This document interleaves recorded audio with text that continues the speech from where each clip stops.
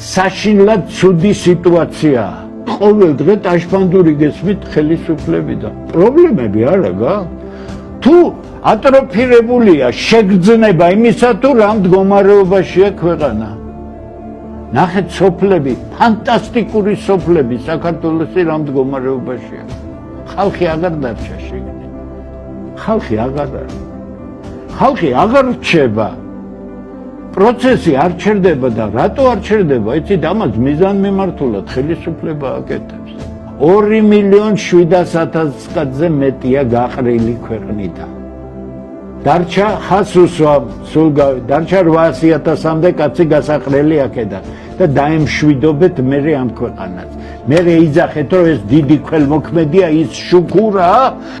800,000 კაცი დარჩა გასაყრელი ამ ქვეყნიდან. მერე დაამთავრეთ ყველაფერი, დაჯექით და იმღერეთ, რანი ვიყავით მერე და ვიღაცამ ასე თქვა და აღორძინდებით.